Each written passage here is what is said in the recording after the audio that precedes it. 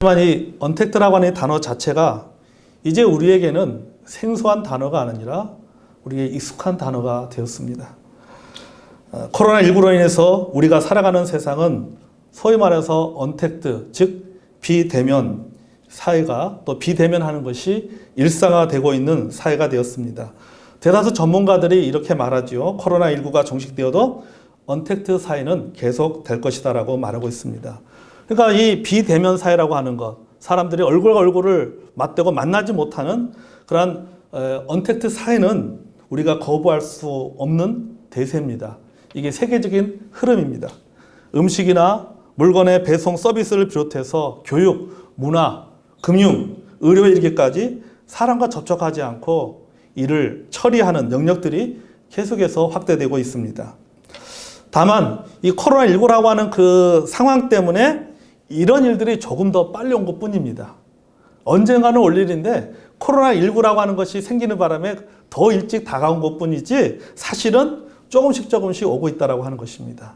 2018년도에 서울대학교 김남도 교수가 해마다 1년에 한 번씩 내는 책이 있습니다. 코리아 트렌드라고 하는 책에 보면 이미 2018년도에 언택트라는 단어가 나왔습니다.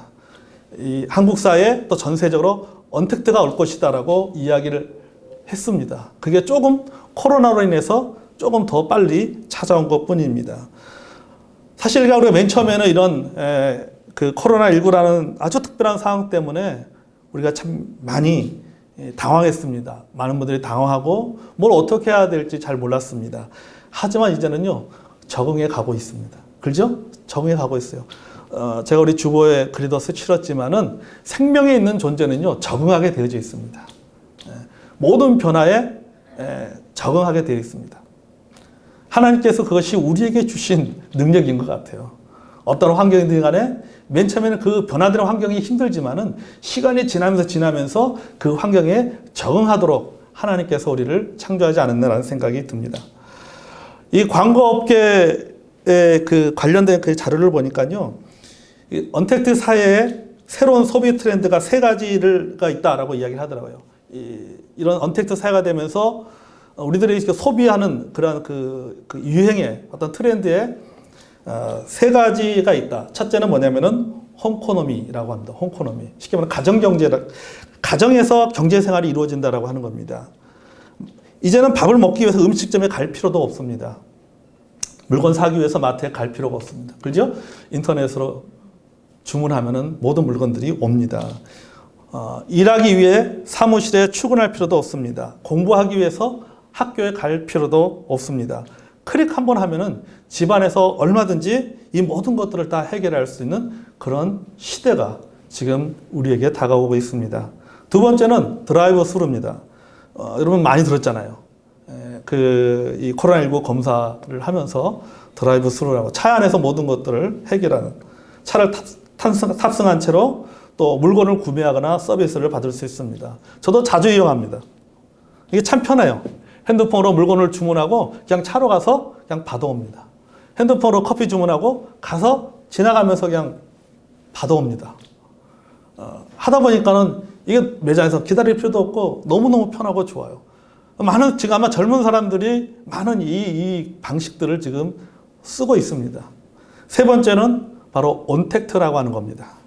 이거 소위 말해서 우리가 언택트 사회 얘기하는데 이 언택트 사회, 즉 비대면 사회에서 컨택트, 다시 말해서 사람들이 만나고 소통하는 방법으로 무엇을 사용하냐면은 언택트를 사용하고 있다라고 하는 것입니다. 이 언택트라고 하는 것이 뭐냐면 온라인에서 접촉하는 겁니다. 온라인으로 만나는 거예요. SNS라든지 유튜브 같은 경로로 사람들과 소통합니다. 지금 우리가 목요일이나 금요일날 성경 공부하는 것이 뭡니까? 이것이 일종의 언택트입니다. 또 제가 지금 이제 우리 청년들 같은 경우에도 뭐 소그룹을 할 수 없기 때문에 줌 프로그램을 따라서 지금 준비를 하고 있습니다. 그래서 우리 청년들도 이제 다음 주부터 저희도 이제 줌이라고 하는 프로그램을 통해서 화상으로 다 이게 그 공간에 들어와서 같이 서로 얼굴을 보면서 서로가 서로를 얼굴을 보면서 공부하는 성경 공부를 그렇게 시작을 하려고 생각하고 있습니다. 그러니까 우리가 살아가는 시대가 지금 이렇게 됐다라고 하는 거죠. 그러니까 이런 사회 현상에 대해서 우리가 뭐 이렇다 저렇다 말할 수가 없어요. 왜? 이건 흐름이기 때문이에요. 우리가 따라갈 수밖에 없습니다. 적응할 수밖에 없습니다. 난 이렇게 살고 싶지 않아요. 살고 싶지 않는 방법, 한 가지 방법이 있습니다. 나는 자연인이다. 그거 하면 돼요. 내가 자연인이다 하지 않으려면은 어쩔 수 없지만 마음에 들지 않아도 힘들어도 우리가 그것을 따라갈 수밖에 없어요. 사실 이런 사회적 시스템이 우리를 편리하게 해주지만 그럼에도 불구하고 우리의 마음을 참 불편하게 만드는 것이 있습니다. 그것은 바로 뭐냐면은 신앙의 언택트라고 하는 거예요.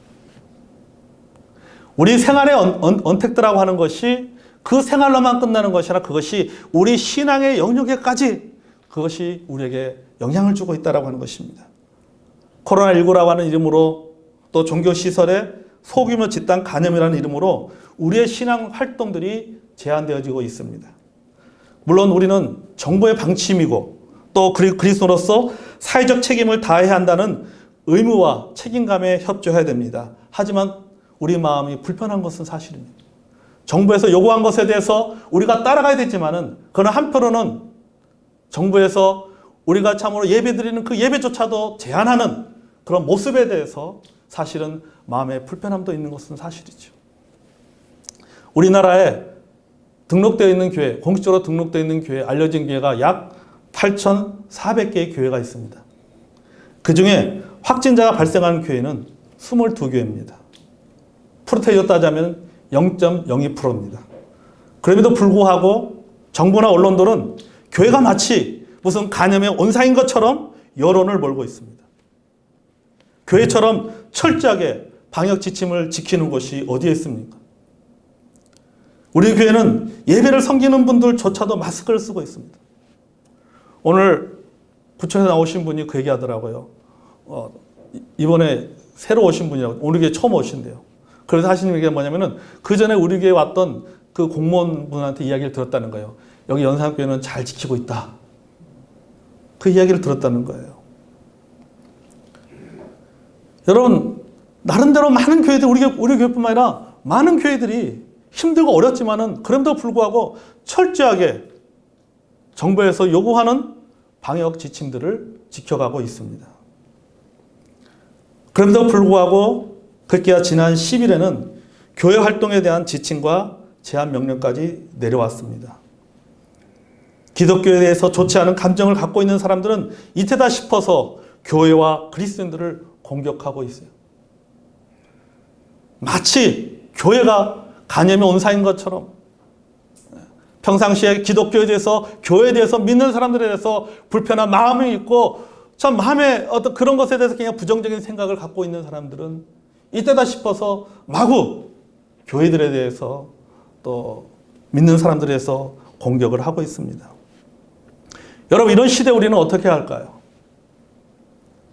우리는 시민으로서 정부의 방침에 우리는 협조할 것입니다. 그러나 언택트 시대라 할지라도 우리가 절대 포기할 수 없는 그런 컨택트가 있다고 하는 사실입니다. 아멘. 아무리 이 시대가 언택트 시대고 아무리 이 시대가 비대면 시대라 할지라도 우리는 신앙의 영역에서만큼은 우리는 결코 언택트 할 수가 없는 것입니다. 신앙의 영역에서만큼은 우리는 끊임없이 우리는 컨택트 해야 된다. 우리는 접촉을 해야 된다는 사실입니다. 오늘 히브리서 본문은 우리에게 이 메시지를 전하고 있습니다. 첫째, 우리가 언택트 시대라 할지라도 절대 포기할 수 없는 컨택트가 있습니다. 첫째, 그것은 뭐냐면은 하나님과 컨택트입니다. 아멘. 우리는 하나님과 끊임없이 소통해야 됩니다. 여기 본문 19절에서 22절까지의 말씀의 요약은 이렇습니다. 한마디로 하면 이런 말씀이에요. 우리가 예수 그리스도의 보혈로 말미암아 구원받은 자들은 참 마음과 온전한 믿음으로 날마다 하나님께 나아가야 된다. 이런 얘기예요. 구원받은 사람으로서, 예수 그리스도의 보혈의 피로 깨끗하게 씻음 받은 사람으로서 참 마음과 온전한 믿음을 가지고, 견고한 믿음을 가지고 날마다 하나님께 나아가야 된다라고 말씀하고 있다는 것입니다. 아무리 이 시대가 언택트 시대라 할지라도 우리는 참 마음과 온전한 믿음을 가지고 날마다 하나님께 나아가야 됩니다. 아멘. 그러니까 여러분, 우리가 이 시대에 우리가 가져야 될 자세예요. 하나님과 컨택트 하라는 것입니다. 하나님과 접촉하고 하나님과 소통하라는 것입니다. 여러분, 이 언택트 시대에 하나님과 접촉하고 소통하는 것이 왜 중요한지 아십니까? 그것은 바로 신앙의 건강성을 결정짓기 때문이에요. 이것이 우리의 영적인 신앙의 건강성을 결정하는 것입니다. 여러분, 우리가 이 히브리서는요, 예수 그리스도를 믿는 히브리인들, 즉 유대인을 위해서 쓰여진 성경입니다. 그래서 히브리서예요. 유대인들 가운데 예수 그리스도를 믿는 유대인들, 그 예수 그리스도를 믿는 히브리 민족들에게 쓴 서신이 바로 히브리서입니다. 그래서 뭐라고요? 그래서 히브리서예요. 그런데 그 당시에 그들은요, 많은 고난을 겪고 있었습니다. 역사적인 그 사실로 들어가 보면요, 그리스도인들을 대상으로 한 3대 박해가 있었습니다. AD 49년에 클라우디우스 황제에 의한 박해입니다. AD 64년에 네로 황제의 박해가 있었습니다. AD 80년대와 90년대는 도메티아누스의 황제의 박해가 있습니다. 그 중에서 지금 오늘 본문의 배경이 되고 있는 박해는 AD 49년에 일어난 클라우디우스 황제의 박해입니다. 본문 우리 10장 32절부터 34절 보겠습니다. 우리 PPT를 같이 한번 읽겠습니까? 시작. 전날에 너희가 빚을 받은 후에 고난의 큰 싸움을 견뎌낸 것을 생각하라. 혹은 비방과 혼란으로써 사람에게 구경거리가 되고 혹은 이런 형편에 있는 자들과 사귀는 자가 되었으니 너희가 갇힌 자를 동정하고 너희 소유를 빼앗기는 것도 기쁘게 당한 것은 더 낫고 영광 소유가 있는 줄 알미라. 아멘. 여기 보면요, 고난의 큰 싸움을 견뎌낸 것을 생각하라 라고 말하고 있습니다. 고난의 큰 싸움이 있었다는 것입니다. 그 고난의 큰 싸움이 뭐냐면 바로 AD 49년에 일어난 로마 황제 클라우디우스에 의한 박해를 말하고 있는 것입니다. 그 박해로 해서 그리스도인들은 공개적으로 모욕을 당했습니다. 어떤 그리스도인들은 옥에 갇혔습니다. 또 다른 어떤 그리스도인들은 재산을 몰수당했습니다. 여기 뒷부분에 그런 얘기잖아요. 너희의 소유를 빼앗긴 것도 기쁘게 당한 것은 재산을 몰수당했어요. 2세기 초 로마 작가인 수에토니우스는 클라우디우스의 황제의 전기를 기록했습니다. 그 전기의 내용을 보면요, 이런 내용이 있어요. 클레스투스의 선동으로 유대인 지구에서 폭동이 있었다. 그 결과 클라우디우스는 유대인들을 로마에서 추방했다. 이런 내용이 2세기의 글에 있습니다. 여기에 클레스투스는 바로 착한 사람이라는 뜻입니다. 바로 그리스도인을 의미합니다. 그들은 그곳에서, 그리스도인들은요, 그 유대인 지구 그곳에서 그들은 예수님의 십자가 달린 그분이 예수 그리스도께서 메시아다라고 하는 것을 그들은 복음을 전했습니다. 근데 이것이 논쟁거리로 발전하게 된 거예요. 그래서 일부 과격한 유대인들이 폭동을 일으켰습니다. 그래서 그것이 논쟁이 폭동으로 변질이 돼버린 겁니다. 폭동으로 확장돼 버린 거예요. 그래서 이 소식을 듣은 클라우디우스 황제가 로마의 군사들을 동원해서 폭동을 진압했습니다. 그리고 그 책임을 해당과 유대인 해당의 책임자들과 교회 지도자들에게 그 책임을 물었습니다. 그리고 그들을 구금시켰습니다. 또 어떤 지도자들은 추방시켰고 그들이 갖고 있는 재산들도 몰수해버렸습니다.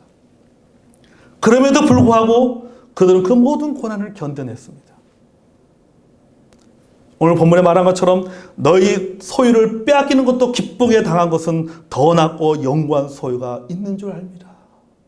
비록 내가 예수 그리스도의 복음을 전함을 통해서 우리가 그런 오해를 받고 어려움을 겪었고 재산까지 다 잃어버렸지만, 그러나 우리에게는 이 땅의 재산이 아니라 우리에게는 하늘의 하나님께서 예비하신 재산이 있다.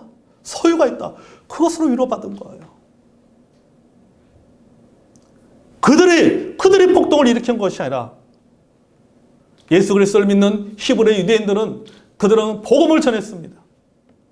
복음을 전하는데 그 복음을 전하는 것을 방해하는 그런 과격한 유대분자들이 있었고, 결국 그들이 이것을 계기로 폭동을 일으켰고, 거기에 대한 모든 책임들이 바로 그리스도인들에게 돌아오게 됐고, 그래서 그리스도인들은 잡히고 재산을 몰수당하고 추방을 당했던 거예요. 그게 바로 역사에 기록되어져 있습니다.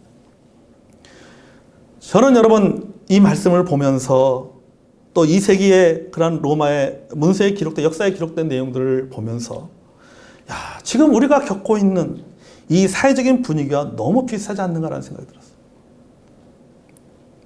지금 우리는 비방과 구경거리가 되고 있습니다. 많은 성도들이 기독교인이라는 이름으로 비방당하고 있습니다. 교회들이 구경거리가 되고 있습니다. 주일날 교회 간다고 비방합니다. 교회에서 확진자가 나오면 그 교회는 사람들의 가십거리가 되고 구경거리가 됩니다. 그래서 우리는 더 위축됩니다. 비난의 대상이 되지 않기 위해서 더 조심하려고 합니다. 또한 지속적인 코로나19로 인해서 사람들이 지쳐가고 있습니다. 성도들만 지쳐가는 것이 아니라 목회자들도 지쳐가고 있습니다. 또 목회자나 성도만이 아니라 많은 사람들이 코로나 바이러스 때문에 힘들어하고 있습니다. 지쳐가고 있어요. 이로 인해 삶이 무너지고 있어요. 그래서 더 힘듭니다. 얼마 전에 나온 경기도 연구원에서 발표를 했어요. 코로나19로 인한 국민 정신건강 설문조사에 따르면요, 국민의 절반 정도인 45.7%가 코로나19로 다소 불안하거나 우울하다라는 응답을 했습니다. 거의 절반 정도가. 우리 대한민국 국민의 한 절반 정도가 지금 이 코로나 때문에 정신적인 스트레스를 받고 있다고 하는 것이죠. 코로나19로 안겨진 스트레스를 5점 만점에 이 코로나19로 받는 스트레스가 4.7입니다. 메르스 확산 당시 스트레스 지수는 2.5였습니다. 세월호 참사가 3.3이었어요. 그러니까 메르스라든지 세월호와는 비교가 안 될 정도로 지금 코로나 때문에 많은 국민들이 이건 신앙을 떠나서 대한민국의 뿐만 아니라 전 세계에 있는 모든 사람들이 엄청나게 많은 스트레스를 받고 있다고 하는 것이죠. 제가 자료를 좀 찾아봤어요. 건강보험심사평가원이 올해 4월에 개인병원의 과목별 진료비를 산출했는데요. 그 결과를 보니까요, 정신건강의학과 진료비가 작년에 비해서 12.9%가 늘어났다고 합니다. 그러니까 정신과 진료가 그만큼 많이 늘어났다는 거죠. 근데 재밌는 건요, 이비인후과 진료는요, 40몇 %로 떨어졌어요. 왜 그렇습니까? 안 가는 겁니다, 사람들이 병원에. 안 가. 혹시나 병원에 가가지고.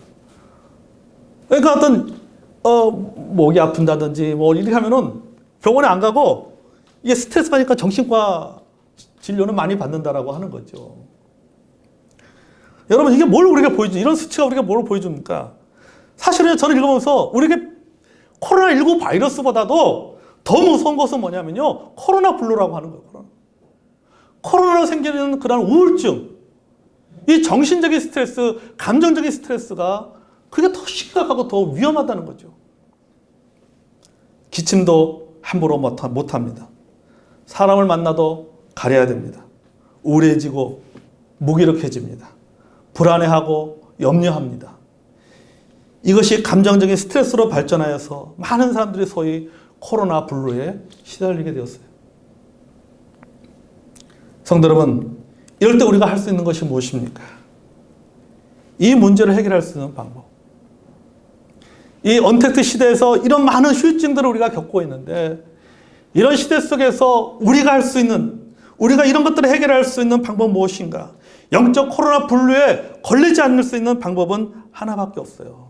그것은 바로 하나님과 소통하는 겁니다. 아멘. 하나님과 컨택트하는 거예요. 하나님과 접촉하는, 하나님과 더 접촉해야 되고 하나님과 더 소통해야 됩니다. 그런데 너무나 안타까운 것은요, 언택트 시대라는 이유를 들어서 하나님과도 언택트하고 있다는 겁니다. 세상은 우리에게 언택트를 요구한다 할지라도 여러분, 우리는 그 하나님과의 신앙의 영역에서만큼은 우리는 결코 언택트해서는 안 되는데, 세상이 언택트를 요구한다는 그 이유만을 가지고 하나님과의 관계 속에서도 언택트를 하고 있다는 거예요. 하나님과 소통하지 않습니다. 여러분, 이것이 얼마나 무서운 결과를 가져온지 아십니까? 히브리서 6장 4절에서 6절에 경고하고 있습니다. 히브리서 6장 4절에서 6절을 메시지 성경으로 한번 읽어보겠습니다. 자, 우리 같이 PPT 있는 거 읽어볼까요? 자, 시작. 한때 빛을 보고 하나님을 맛보고 성령의 역사에 참여하고 하나님의 선하신 말씀과 우리 안으로 돌파해 들어오는 능력을 경험한 자들이 등을 돌려 그 모든 것과 관계를 끊어버렸다면 그들은 아무 일 없다는 듯이 처음부터 다시 시작할 수는 없습니다. 그것은 불가능한 일입니다. 그들이 예수를 다시 십자가에 못 박고 공개적으로 부인하는 것이기 때문입니다. 아멘. 여러분, 이것이 얼마나 무서운 경고의 말씀이에요. 이런 상황에서 신앙이 한번 무너지면은 이제는 다시 일어나지 못한다는 거예요. 불가능하다는 겁니다. 코로나19 바이러스에 가장 취약한 사람들이 어떤 사람들입니까? 소위 우리가 기저질환이 있는 분들 많이 듣잖아요. 기저질환이 있는 분들이 가장 코로나 바이러스에 취약하다는 얘기를 많이 듣습니다. 그 말은 다시 말해서 뭘 말합니까? 건강의 중요성을 말하고 있는 거예요. 건강해야지만이 코로나19 바이러스를 극복하고 이길 수 있다라고 얘기하는 겁니다. 영적으로도 마찬가지예요. 언택트 시대에 영적으로 건강하지 못하고 병이 들어버리면요, 죄악의 바이러스에 걸립니다. 게으름의 바이러스에 걸리는 거예요. 불신의 바이러스에 걸립니다. 부정적인 감정의 바이러스에 걸리고 마는 것입니다. 우리가 그렇게 되지 않게 해서는 영적인 건강성을 유지해야 돼요. 그 영적인 건강성은 우리가 하나님과의 컨택트 할 때만이 가능합니다. 아멘. 그래서 여러분, 우리가 언택트 시대에 하나님과 컨택트 할 수 있는 방법, 하나님과 접촉하고 하나님과 소통할 수 있는 방법 무엇입니까? 오늘 본문에 보면 우리가 두 가지를 얘기합니다. 다음 주도 계속 하겠지만 오늘은 두 가지가 있습니다. 한 가지는 기도입니다. 아멘. 기도해요. 하나님과 끊임없이 기도를 통해서 소통해야 됩니다. 히브리서 4장 16절은 말합니다. 이렇게 말하죠. 그러므로 우리는 국률하심을 받고 때를 따라 돕는 은혜를 얻게 하여 은혜의 보좌 앞에 담대히 나가는 것이다. 아멘. 때에 따라 돕는 은혜. 우리는 지금 날마다 때에 따라 돕는 은혜가 필요합니다. 오늘은 오늘의 은혜가 필요한 거예요. 그 하나님의 은혜가 있어야지만 우리는 오늘 힘을 가지고 살아갈 수가 있는 거예요. 그 힘은 어디로부터 받습니까? 날마다 하나님의 은혜의 보좌 앞에 나가야 돼요. 무엇으로 나갈 수 있어요? 기도로 나갈 수 있습니다. 아멘. 그 날마다 우리가 기도해야 돼요. 어디에든 날마다 기도의 삶을 살아야 됩니다. 여러분, 그 어느 때보다도 때에 따라 돕는 하나님의 은혜가 필요한 시기를 저희들은 살아가고 있습니다. 기도가 핵심입니다. 마틴 루터는 이렇게 말했습니다. 기도 없이 기독교인이 되는 것은 호흡 없이 숨을 쉬는 것보다 불가능한 일이라고 했어요. 그러니까는 기독교인이라고 하면서 그리스도인이라고 하면서 기도하지 않는 것은 그것은 이해할 수 없다라고 하는 거예요. 불가능한 것이다. 여러분, 맞습니다. 의미 있는 관계는요, 의사소통을 통해서만이 가능한 거예요. 어떤 사람과 내가 친밀한 관계를 맺기 위해서는 어떻게 해야 됩니까? 끊임없이 그 사람과 의사소통을 해야 되는 거예요. 그래야지 그 관계가 친밀해지는 거죠. 여러분, 하나님과의 관계도 마찬가지 아닙니까? 하나님과의 관계도 우리가 기도를 통해서 끊임없이 하나님과 소통해야지만이 하나님과 친밀해질 수 있습니다. 아멘. 그래야지 하나님부터 우리가 힘을 받을 수가 있는 거예요. 하나님과의 관계에서까지 우리가 비대면이 되어서는 안 됩니다. 날마다 하나님께 기도로 나아가야 됩니다. 아멘. 또 한 가지는요, 따르겠습니다. 예배입니다. 첫째는 기도. 우리가 하나님 앞에 나가는 방법, 개인적으로는 우리는 기도예요. 그것은 그 기도는 우리가 일상의 삶의 현장에서, 가정에서, 학교에서, 직장에서, 내가 어디에 있든지 가장 얼마든지 하나님 앞에 나아갈 수 있습니다. 우리는 기도로 날마다 하나님과 소통해야 되고, 또한 우리는 주일이면 우리는 주님과 예배로 우리는 소통을 해야 됩니다. 아멘. 여러분, 우리는 예배로 하나님께 나가야 됩니다. 시편 84편 5절에서 7절 말씀 보겠습니다. 같이 한번 읽어볼까요? 시편 84편 5절 7절 시작. 주께 힘을 얻고 그 마음에 시온의 대로가 있는 자는 복이 있나니 그들이 눈물 골짜기로 지나갈 때 그곳에 많은 샘이 있을 것이며 이른 비가 복을 채워주나니 그들은 힘을 얻고 더 얻어 나아가 시온에서 하나님 앞에 각기 나타나리이다. 아멘. 여러분 보세요. 주께 힘을 얻고라고 했잖아요. 주께 힘을 얻고. 자, 주께 힘을 얻고 어디로 지나갔습니까? 그들이 눈물 골짜기로 지나갈 때. 여러분, 눈물 골짜기는요, 히브리어로 에멕 하바카라는 단어를 씁니다. 에멕 하바카. 에멕이라는 뜻은 골짜기라는 뜻입니다. 바카라는 뜻은 눈물이라는 뜻입니다. 눈물. 이 바카 골짜기는요, 고목나무가 많은 골짜기입니다. 굉장히 이 골짜기 가면요, 고목나무가 많이 있어요. 이 고목나무가 자라면요, 뭐가 나옵니까? 고목나무에서 고무진이 나와요. 이게 고무진이 밖으로, 껍질 밖으로 흘러내려옵니다. 그 흘러내리는 것이 마치 무엇과 같다는 거예요? 눈물 모양과 같다는 거예요. 그래서 눈물 골짜기예요. 눈물 같다. 여러분, 눈물은 고난과 슬픔을 얘기하잖아요. 시편 23편에서 보는 골짜기를 어떻게 표현했죠? 사망의 음침한 골짜기라고 표현하고 있습니다. 그럼 골짜기가 좋은 데는 아닌 것 같아요. 골짜기를 지났는데 그 골짜기가 여러분 눈물 골짜기. 고난과 눈물이 있는 곳입니다. 여러분, 지금 우리가 코로나19로 인해서 여러분 우리가 눈물 골짜기, 음침한 골짜기를 지나가고 있습니다. 이곳을 잘 지나가기 위해서 뭐가 필요한 거예요? 힘이 필요한 거예요. 아멘? 힘이 필요합니다. 근데 그 힘을 누가 주는 거예요? 주께 힘을 얻고. 주님의 힘을 주는 거예요, 주님이. 내가 그 힘을 가지고 이 눈물 골짜기를 내가 통과하기 위해서는요, 내게 힘이 필요한 거예요. 걸어갈 수 있는 힘이 필요한 거예요. 그 힘을 누가 주십니까? 주님이 주시는 거예요. 주님은 어떻게 그 힘을 공급받을 수 있어요? 우리가 기도를 통해서 공급받을 수 있고. 그래도 힘들지만 우리가 주일에 교회에 와서 예배드림을 통해서 우리가 힘을 받을 수가 있다는 사실입니다. 아멘. 보십시오. 본문에 계속 말해요. 그들은 힘을 얻고 더 얻어 나아가. 이렇게 말하고 있잖아요. 그들은 힘을 얻고 더 얻어 나아가 시온에서 하나님 앞에 각기 나타나리. 예배가 우리에게 힘을 줍니다. 예배를 통해 하나님을 만날 때 우리에게는요, 살아갈 힘이 생깁니다. 아멘. 여러분 그렇지 않습니까? 저는요, 주일 예배가 너무 기다려집니다. 똑같이 우리 성도들과 말씀을 나눠도요. 목요일날 금요일날 말씀을 나누는 건요, 벽 보고 혼자 떠드는 것 같아요. 벽 보고 혼자 떠나. 와, 온라인 수업하는 선생님들 얼마나 힘들겠습니까? 제대로 느끼고 있어요, 제가. 이게 반응이 없잖아요. 어떤 반응인지 어떤 분위기인지 몰라요.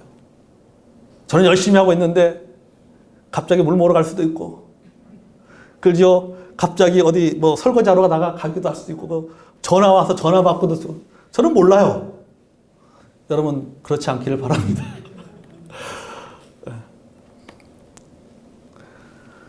여러분 그 시각장애하고요, 청각장애하고, 이 시각장애와 청각장애 장애 중에 어느 것이 더 치명적인 장애라고 생각하십니까? 시각일까요, 청각일까요? 네. 둘로 나뉠 줄 알았습니다.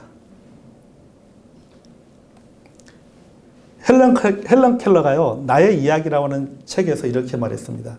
시각장애는 사람을 사물로부터 분리하지만 청각장애는 사람을 사람으로부터 분리하기 때문에 청각장애가 훨씬 더 가혹한 장애라고 얘기했어요. 가만히 생각해보니까 맞는 말 아니에요. 시각장애는 그냥 보는 것에서 사물만 분리시키지만 청각장애는 듣지 못하는 거예요. 자, 듣지 못한다라고 하는 것은 무엇입니까? 소통할 수가 없다는 거죠. 소통할 수가 없는 거예요. 소통이 되지 않기 때문에 분리될 수밖에 없는 거예요. 그만큼 듣는 것이 중요하다는 것이죠. 우리가 여러분 하나님과도 마찬가지입니다. 하나님의 말씀을 들어야지 분리되지 않습니다. 아멘. 하나님 말씀을 들어야지 영적인 건강성을 유지할 수가 있는 거예요. 사랑하는 성도 여러분, 우리는 언택트 시대에 살아가고 있습니다. 최근에 제 마음에 항상 떠오르는 예수님의 말씀이 있어요. 예수님께서 말세에 대해 얘기하시면서 하신 말씀들이 몇 가지 말씀이 생각이 나요. 인자가 올 때 세상에서 믿음을 보겠다. 거룩한 자는 더 거룩해지고 악한 자는 더 악해질 것이다. 끝까지 견디는 자는 구원을 얻으리라. 이 말씀이요, 참 마음에 다가와요. 와, 이제 그런 시대가 돼요. 많은 목사님들이 그런 얘기 합니다. 이런 코로나19를 겪으면서 이런 상황들이 계속 지속되면서 이제 진짜 성도들이 둘로 갈려지게 될 것이더라고요. 그러니까 영적으로 건강한 성도만 결국은 이제는 살아남게 될 것이더라고요. 왜요? 전에는요, 목사님들 그런 얘기 하더라고요. 전에는 가족끼리 여행 가다요, 주일날 예배가 있잖아요. 그러니까 토요일 날 오는데 1박 2일이었대요, 여행이. 근데 지금 여행이 2박 3일이 됐대요. 거기 가서 예배 드리면 되지. 뭐로요? 온라인으로 예배 드리면 되지. 전의 개념은 주일날 교회 와서, 주일은 교회 와서 예배 드리기 때문에 어쨌든 토요일날 왔는데 여행을 가더라도 지금은 안 오는 거예요. 그냥 콘도에서 예배 드리면 돼요. 펜션에서 가족끼리 앉아서 유튜브 틀어놓고 예배 드리면 된다.